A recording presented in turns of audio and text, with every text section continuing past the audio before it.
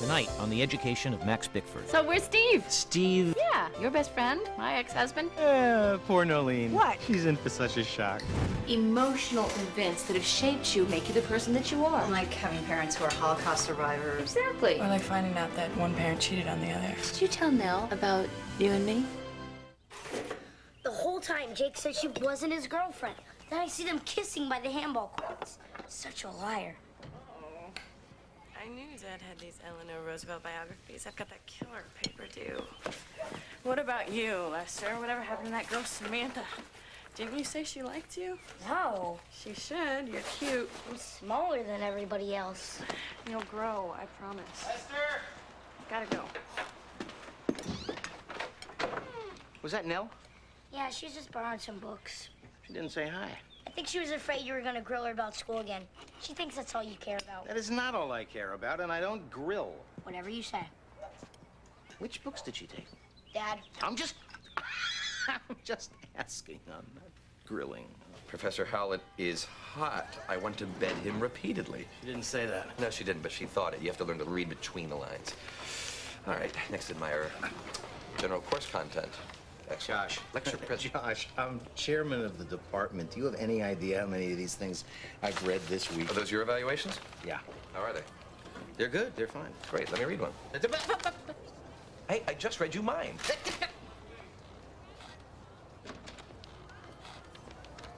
Okay. You can read them. I knew something was bugging you. What did they say? You know, the reason evaluation forms exist is so that they can critique our teaching. She takes the opportunity to make a personal attack. Bickford's gotten a little heavy lately. He ought to lighten up. And she uses a little smiley face, huh?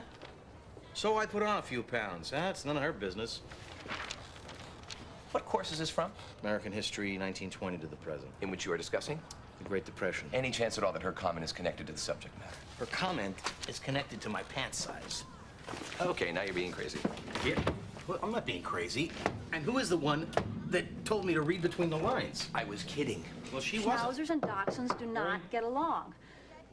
Lorraine? What? Lorraine? No, I'm sorry. I gotta go. For days, even weeks at a time, Skylar would feel he had everything under control. His work, his family, his appetite, his temper. The pathetic thing was, it took so little, nothing really, to completely unhinge him. There's someone in your office. Who? She said she was a friend. You just let anyone into my office? She looked okay to me. Hello, Max. Nolene! My God! When did you get back? Last week. Alaska was fun for about a month. No kidding. So where's Steve? Steve? Yeah, your best friend, my ex-husband. I got everything out of storage, and I have a lot of his stuff, so I thought he might want it. Huh? He is still teaching here, isn't he? Yeah. Aunt Janie said he was back from Europe. Yeah. I thought I would just stop by and surprise him. Skylar thought of a riddle. When is your husband not your ex-husband? When he's your ex-wife. Ba-dum-bum. Well, it has been a while. Maybe you ought to call him first. Is he seeing someone, Max? Because I can really handle that. We were divorced 4 years ago. I have been through a lot of therapy, and I am a different person now. Yeah. Yeah, well, so is Steve.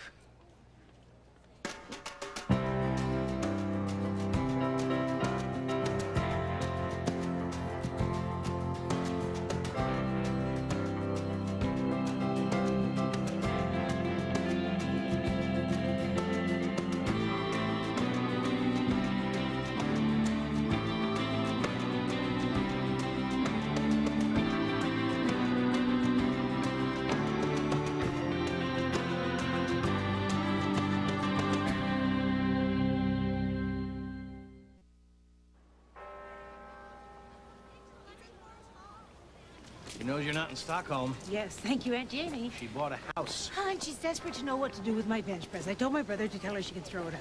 You should tell her yourself. Unless you need a bench You should press. tell her everything. Why? Why? Because she's your ex-wife and you owe her. I guess so.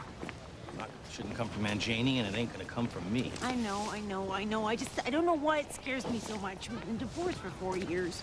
You were with her for 10. You have to tell her, and I ain't gonna lie for you. Okay, I'll call her today. Atta girl. I'm afraid she might hit me. She could kick my ass when we were married, and I wasn't even on estrogen. The what is wrong? The song is wrong. Ban the anthem. The Chadwick song was last sung at the close of the Founders Weekend. As you can see, more than a few students were offended by the lyrics. They want a new school anthem. In fact, they're holding a contest. Wait a second. They're protesting a song with everything else that's going on? Words are powerful. It's their identity. How does it go? You don't know the school anthem? You know, I've listened to it for so long, honest to God, I guess I don't hear it. Come, all ye loyal Chadwick daughters, see our colors bright and bold. Glory to our alma mater, hoist on high the red and gold. Second but to home and husband, in our hearts to thee richly. Till the sky falls down upon us, Chadwick, we thy praises sing. The sky seems sturdy. I guess I'm going to work. Good luck. Poor Nolene. What? He's in for such a shock. In the United States, autobiography has been a way for ordinary men and women to stand up and be counted. It makes invisible Americans visible. For example, what do you think that the African-American poet Langston Hughes meant when he wrote, "I, too, sing America"? He meant his voice needed to be heard, that he's an American too? Exactly. Good. Now, can you think of other examples of voices that have broadened our sense of who is an American? Caitlin? How about Helen Keller? Good, good. Anyone else? No. Malcolm X. Exactly. And his autobiography, because it's as told to Alex Haley, is a great example of the blending of fact and fiction. Fiction, so then it's not true. No, it's true. And it's not true. In fact, the question for next week's class is, if Malcolm's autobiography is mythologized, what part is mythology? Why is it there? And how much does it matter?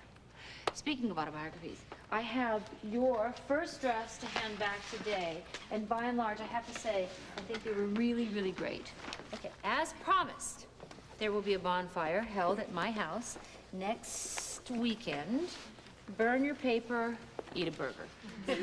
Now remember that it's not just the officially smart people like Frederick Douglass, William James, Susan Sontag, who had intellectual lives. You do too. And this assignment is an opportunity for you to get to know your favorite subjects, yourselves. So if you still seem to not quite understand it, come by my office during office hours and we'll discuss it. Raise your voice, cast your vote, change our school anthem. Come on, you guys, listen to that. We gotta change that, it's awful. Raise your voice, cast your vote, change the school anthem. Hi, Professor Bigford. Baird? Change the school anthem, please. Raise your voice, cast your vote, change the school anthem.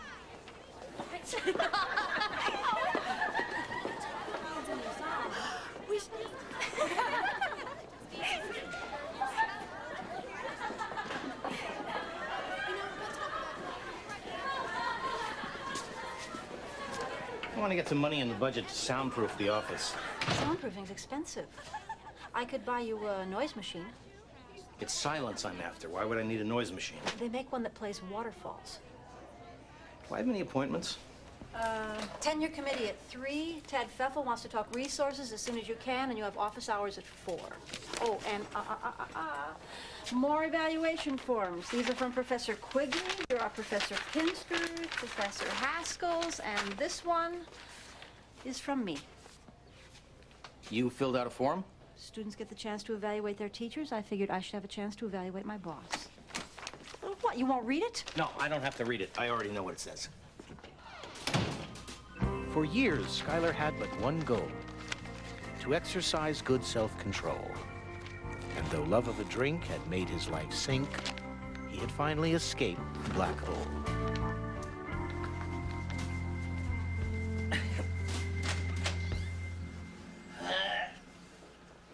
Professor Bickford?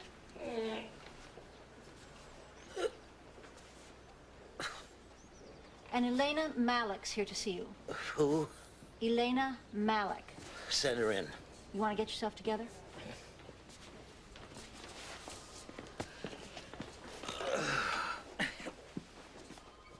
Professor Bickford? Sit down. Well, you don't look too happy, Miss Malik. What's up? I know I should have done the reading.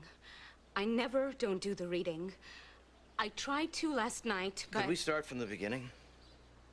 I asked him not to call on me. I thought he would understand. He is who? Professor Pinsker.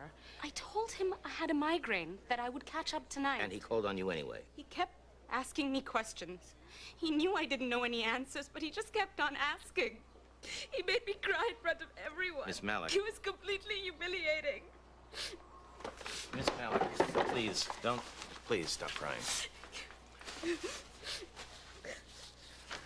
I'll have a word with Master Pinsker. See you later, Professor. All right, lock up after yourselves. Professor Haskell. I'm sorry I'm late. But you said to come see you. I've been here an hour. I'm sorry. I didn't know that you were waiting. I didn't want to interrupt. You should have just come on in. Listen, are you free at 6:30 tonight? I'm having some of the other students by my place. You want to join us? At your house? Sure. And listen, don't eat first. I'll feed you. I will ride that seventh wave, feel the ocean at my back, lift me from this watery grave, lift me from this watery grave, lift me from this watery grave up to the safe and solid ground.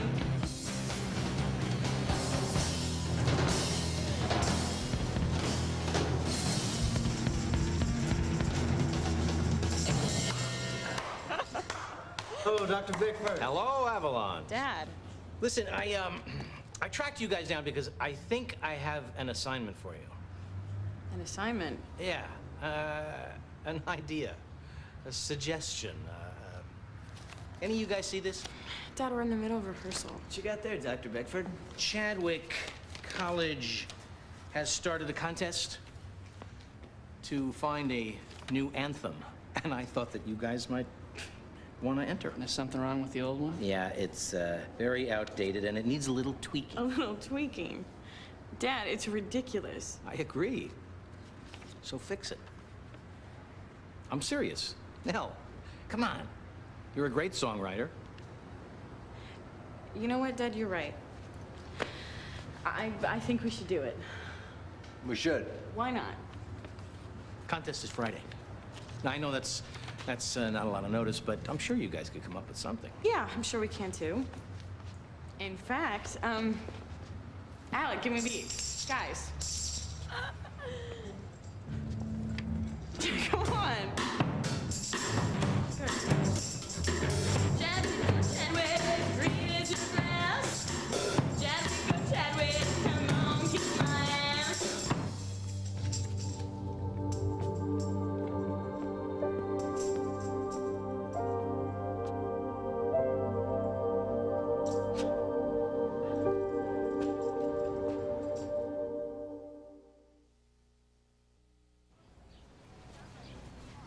Hey, Dad. Brenda said you'd be back soon. Thought I'd wait. Okay. Nell, if you're not happy at Chadwick, you can leave. What? Sit down a minute. First semester is almost over, but you still have time to apply as a transfer student to Columbia for next year. I thought we couldn't afford Columbia. Well, you can't, really, but I can make it work. I can ask Ed Sorensen if we can get some financial aid, and I can sell the Bitterman place. Are you saying this because of yesterday? Because It was a dumb idea. I know. I don't know why I thought that you would be interested in writing a school anthem. Your anger comes from some place. It was a joke. I was kidding No, it around. wasn't. No, you weren't. Did you know that Freud said there's no such thing as a joke? It comes from someplace and it's about something. You never wanted to attend, Chadwick. You've been miserable since the first day of orientation.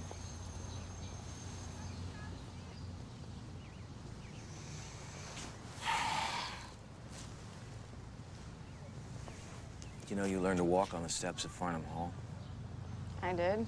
Yeah. When I got this job at Chadwick, your mother and I were so thrilled. We thought it was such a great place to bring up a kid, a girl especially. You know, somewhere near the campus. We thought that you would really connect with this place, the people. I do, Dad. But it's normal to want to go away from the place you grew up, isn't it? I guess.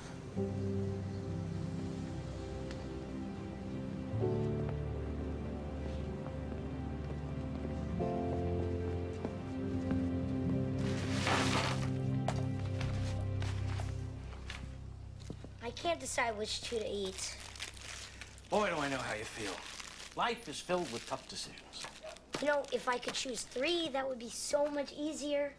Can't I have 3 this once? No. Why not? Because 3 is excessive. What does that mean? It means too much, okay? It means crossing the line. It means 2 is enough, and any more than 2 is unhealthy. You eat too much holiday candy, you're gonna end up looking like me. Your arteries will clog. Your teeth will rot. You'll have a heart attack, and you'll die. How do you know how much is too much? That I can't help you with. Just have to trust me. Wait a minute. Somebody ate my Snickers. There's a Snickers right there. I know, but I had 9 yesterday, and now I have 8. Let's put something in perspective. You have enough candy to feed all of Western Massachusetts. So take 2 and put the rest in the freezer.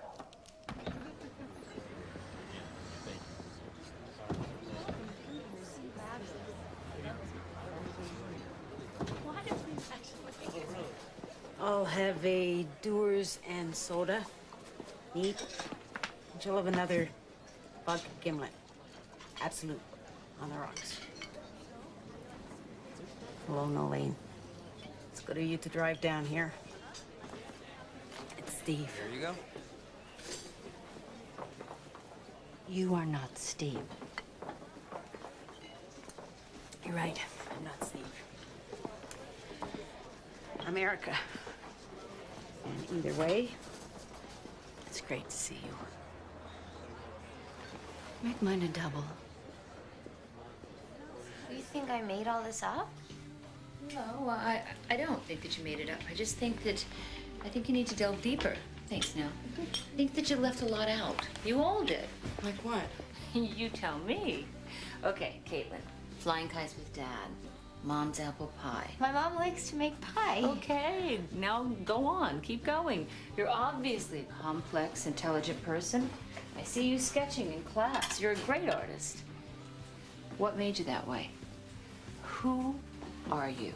How has real life shaped your ideas? You smoke? I allow myself 1 cigarette after dinner. I am desperately trying to quit. So is anything I'm saying making sense? Think of the biographies we've read in class, or the people that you know. No one has a perfect past, at least no one worth reading about. Not even you? Definitely not me. Is this your family? Yeah, the Haskell clan, complete with twins. Now there's a perfect example. Look at us, all smiles. Your mom was beautiful. My mom was beautiful. She was a model. Oh, cool.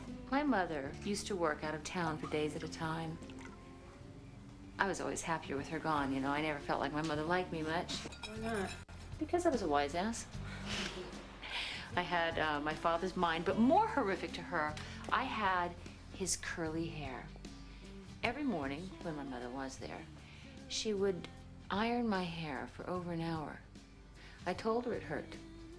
She said, "Would you rather be ugly?" I'm sure you weren't ugly. She convinced me I was. When I was 11, My mother went to LA for a photo shoot, and the day after she left, I took out the iron and I tried to make myself pretty. See?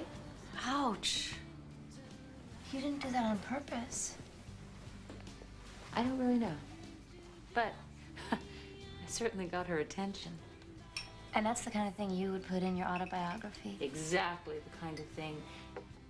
Emotional events that have shaped you intellectually, they make you the person that you are. You mean like having parents who are Holocaust survivors? Exactly. Or like finding out that one parent cheated on the other. Yeah, stuff like that. Does anybody want some dessert? I'm all out of apple pie, but I have got some terrific frozen yogurt. Yeah, sure. You can't do this to me. What is done, Nolene. What am I gonna tell my family? Tell them it took me 48 years to get up the courage to do this. They're gonna blame it on me. They're gonna say I drove you to it. And if they do, they're dead wrong. I have felt like a girl since my first day of kindergarten. We were together for 10 years. How could I not have noticed who I was married to? I don't know how to answer that question, Nolene. What is that supposed to mean? You think I should have known? That day you came home and found me wearing your yellow dress and your nude pantyhose, the thought might have crossed your mind. But you told me it was for the faculty talent show. For some godforsaken reason, you chose to believe me. I had no reason not to. Why would you lie to me like that? I wanted to get caught. You weren't paying attention. Well, excuse me for believing my husband was a man. You were the one who lied, Steve. You lied about the dress. You lied about everything. My name is Erica. Oh, whatever. No, whatever. Nolene, we used to love each other once. I mean, at least I thought we did. Nolene, this was not easy to come here. You have a right to know. I had the right to know 10 years ago, Steve. Or whatever the hell your name is. Do you understand that you have damaged my life? Your unfortunate inability to come to grips with your little problem has cost me thousands in therapy bills. So, thanks for nothing, girlfriend.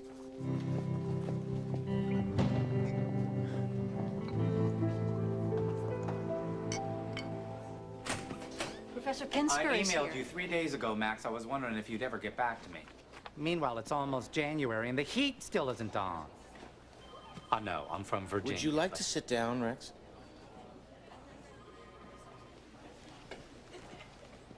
I want to ask you some questions about your course evaluation. I've read those already. Question 1. In the section provided for additional comments, student most frequently used which adjective to describe Professor Pinsker? What is this, a quiz? Answer the question. I wasn't listening, sorry. Which adjectives do your students most oft ascribe to you? Most oft? Can't recall. Pick an adjective. Inspiring. I'm afraid not. Professor Pinsker's students often describe him as A, harsh, B, unfair, C, lazy, D, all of the above. Question 2. I'm leaving. In a striking coincidence, 2 students separately compared Professor Pinsker to which deceased Italian dictator? They did not. Well, actually, they didn't. Of course, you would already have known that if you'd read your evaluations. I got a visit from a student of yours named Elena Malik. I think you owe her an apology. Wait a minute, Max. Why in heaven's name would I apologize to her? Elena Malik never shows up for class. Really? 1 week it's a migraine, the next it's neurodermatitis, or eye tics, or some weird throbbing pustule that she just can't be seen in public with. Your Miss Malik is a malingerer. She's a mediocre student who, when she bothers to come, doesn't participate. I absolutely will not apologize to her. I'm sorry, Max, but you have been manipulated by a pro.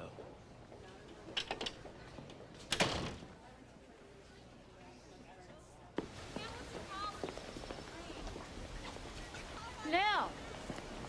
Hey, Professor Haskell. Hey, I hope last night helped. Yeah, I definitely get it. Good. Good. Good. Write what you know. And if you feel you need to ask me any questions, I want you to feel free to give me Professor Haskell! Yeah, okay, I will. Professor Haskell, are you okay? Yes, Caitlin, I'm fine. How are you? Tired. I think I finally understood what you meant about the autobiography, and I stayed up all night writing. Huh? You finished already? Well, I almost, but I just had a couple more questions. Listen, I'm sure you're on the right track. Why don't you just push through this draft and then drop it by my office? I don't know. Oh, don't make yourself crazy. Caitlin, just, take a few days if you need to. Then I'll read it, and we'll talk, okay? I guess so. Good. Get some sleep. Dr. Haskell, I read your course evaluations. And?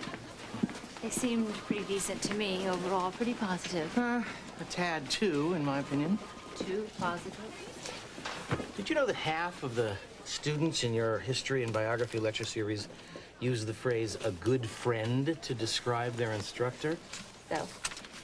Dr. Haskell is hip, Dr. Haskell is ultra cool, Dr. Haskell is one of us, Dr. Haskell plays a mean game of poker. Yep, they love me, Max. What can I say? Hey, can I ask you something? Did you tell Nell about you and me? Of course not. Why would I do something like that? Something she said last night made me think that maybe she knew. What? Something about putting a parent's infidelity in her intellectual autobiography. No. No. She never knew. She was 3. Martha? She never knew. Maybe.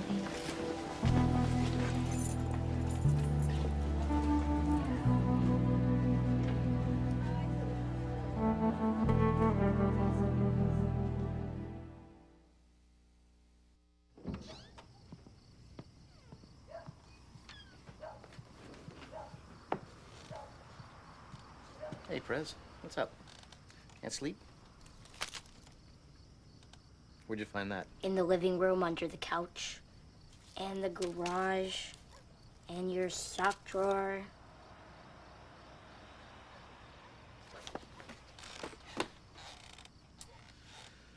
Can I ask you a question?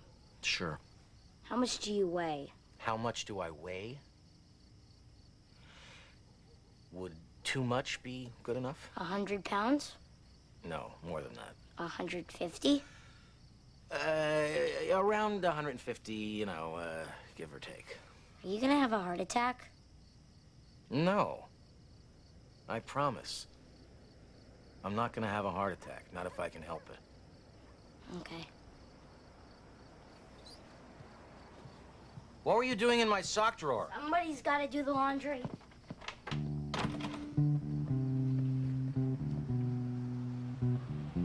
The fact was, things in Skylar's life had gotten out of control.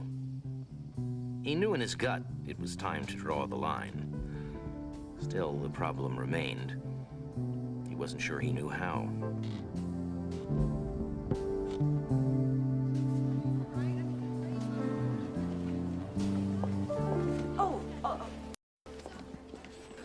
Oh, I'm so sorry. I'm sorry. How could you not have told me? I didn't know how. You didn't know how? Well, you try telling someone whose ex-husband is now your ex-wife. Oh, come on, Max. We're supposed to be friends. We went camping together.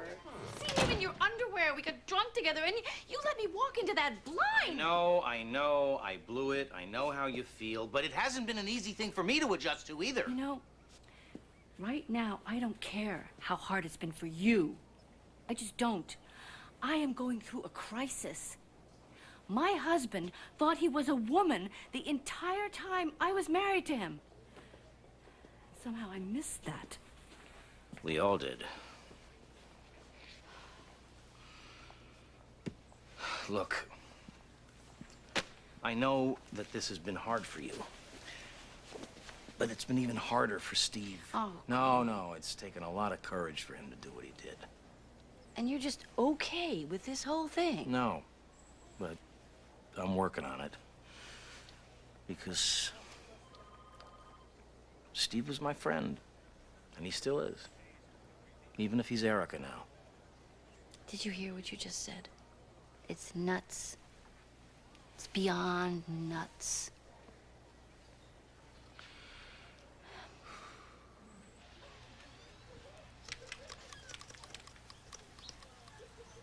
Did you have fun last night? God, Caitlin. You scared me. With her, did you have fun? What are you talking about? Professor Haskell. You went back to her house last night. No, I didn't. She likes you a lot. I think that's just the way she is. No. No, I saw her talking with you.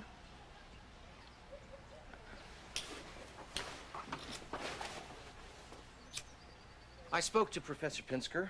Thank you. I looked at his roll book, and I looked at how little work you've turned into that class. I have to say, Miss Malik, that the difficulty seemed to lie with you. I knew you would take his side. No, Miss Malik, stop. In any seminar, even Professor Pinsker's, you have an obligation to participate. Now, if you don't do the work, if you don't show up, then you're not living up to your end of the bargain. I had notes from my doctor. Mm-hmm. How many units are you taking this semester? 19. 19. Why are you taking that many classes? You're a freshman. I'm trying to graduate early. Why? Because my parents want me to go to medical school. The sooner I graduate, the sooner I can do that. So you want to be a doctor? No. I want to write children's books. Well, Miss Malik, you're going to need a doctor if you spend the rest of your life doing something that you don't want to do. I'm sure you mean well, but you don't know anything about my life. Well, I know you're going to fail Professor Pinsker's class. That isn't going to help you get into medical school. Unless, of course, that's what you're hoping.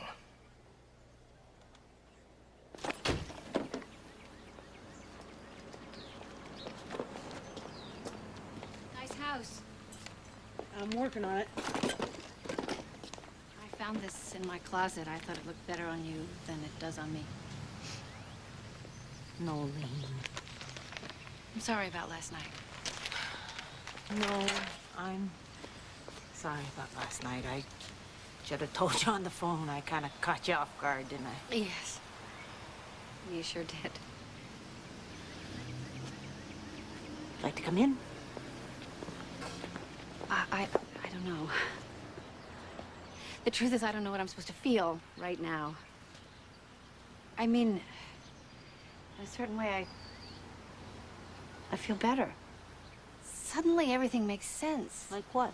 Our sex life, for instance. Or should I say the lack thereof. Wasn't that bad? Thought we did all right, considering. Considering what? You would rather have been me? Nolene, look. I am truly sorry that you blame yourself for this. You were a wonderful wife. It's just I was never cut out to be a husband.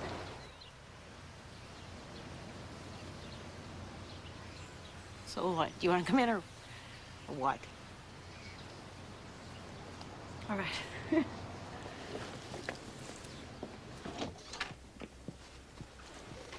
This is the weirdest day. Did your dad find you earlier? Uh-huh. He seemed upset. What did he want? He told me that I could transfer to Columbia if I want. Wow.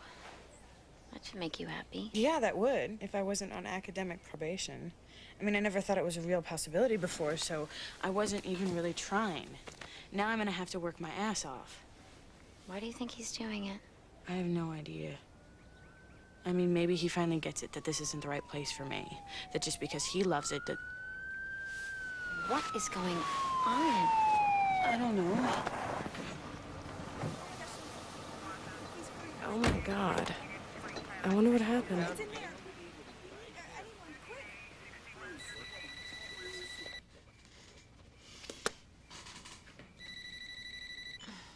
Hello? Andrea, it's Judith.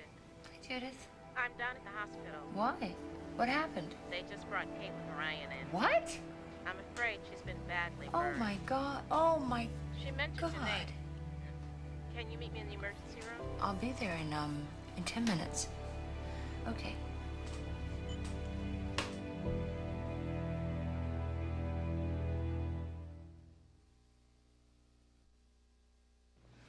I hit 4 packs a day, the light went on. I had traded isms. Happy liver, sickly lungs. I quit smoking. I gained 30 pounds. So I lost weight. I also lost a house and a car to my gambling habit. I'm an addict. I'm an addict. But I've evolved. These days it's workaholism, which makes me at worst a sleep-deprived addict with a savings account. But one who hasn't had a drink in 14 years. Woo!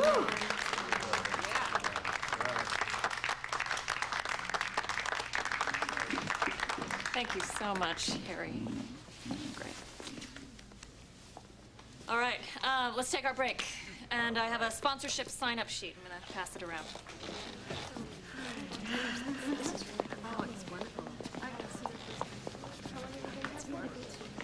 Thanks very much. I liked what you said a lot. Max. Harry, would you like to sign up? No. No, I'm not ready to be anyone's sponsor. I'm still trying to figure out my own stuff. Well, when you do, let me know the secret. Is there a secret? I have no idea. So, what do you do, Max, besides hanging out in church basements with alcoholics? I'm a history professor. Well, tell me something. What do Alexander the Great and John Wilkes Booth and Golda Meir have in common? Not a damn thing. That's not even remotely funny. It's not, is it? No. All right, here's one. All right. Socrates, Moses, and Theodore Roosevelt are at a barbecue. Mm-hmm.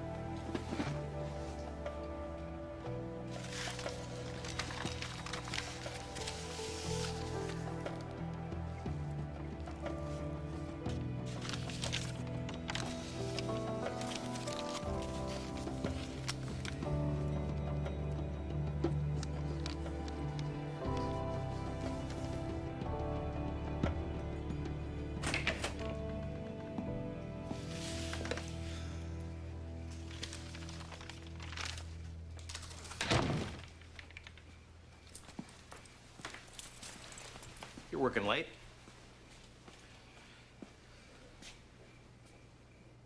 I'm sorry. Are you okay? No.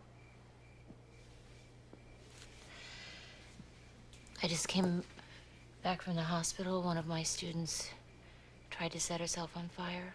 Oh, my God. She has second-degree burns to her head and her neck. The doctor said that she might need plastic surgery. Judith is still at the hospital with her. Did she do it on purpose? I don't really know for sure. She tried to set her hair on fire. I think she used my lighter. Why? I don't know. Her father's on his way from Seattle. Her mother apparently committed suicide a couple of years ago. This is her intellectual autobiography. I've been pushing her to tell the truth, to push past the myths of her family. She's obviously disturbed. She was so needy. I should have been able to sense that something was wrong. I mean, the way that she would just follow me around like a little pathetic puppy, hanging on my every word. I should have kept my distance. You were right. It's a really hard way to learn a lesson. The lesson is you shouldn't smoke. Also true. And I love teaching, Max. I love it. I couldn't take it if I thought that teaching was just something to be confined, you know, to a 50-minute lecture hall. I can't operate that way. I just can't. Or maybe I'm wrong. Maybe it's just my ego. Maybe. Maybe not. I don't think so. I happen to think you're a pretty terrific teacher. I also think that as much as we may want to, we can't control the behavior of others. We just do the best we can.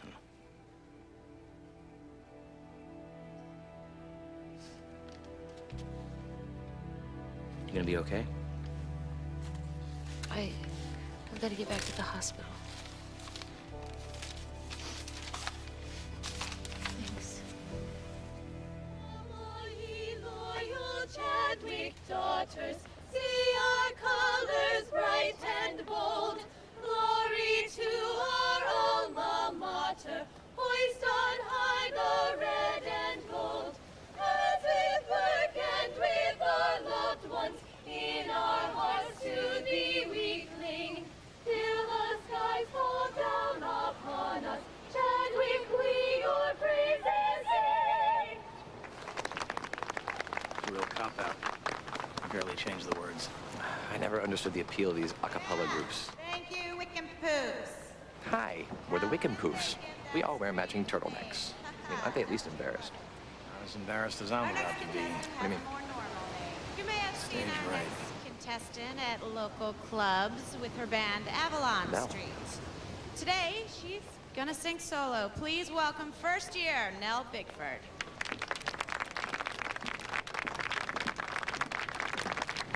Tell me when it's over.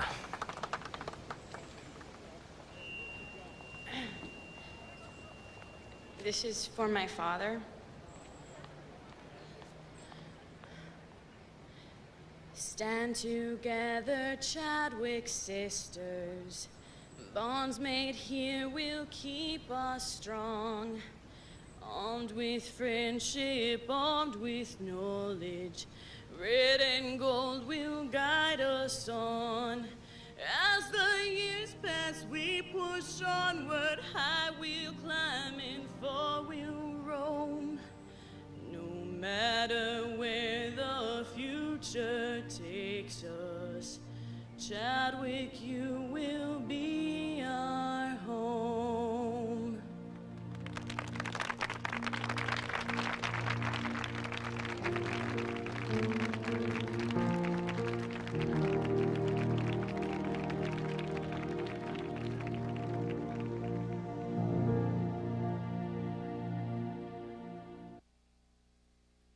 Scott Glenn stars in Hallmark Hall of Fame's The Seventh Stream, CBS next. To the troops serving our country overseas, you make us all proud to be Americans. And our hearts are with you this holiday season. When Harm and Mac meet under the mistletoe, Awkward moment number 310. a holiday celebration turns into something more. All new Jags.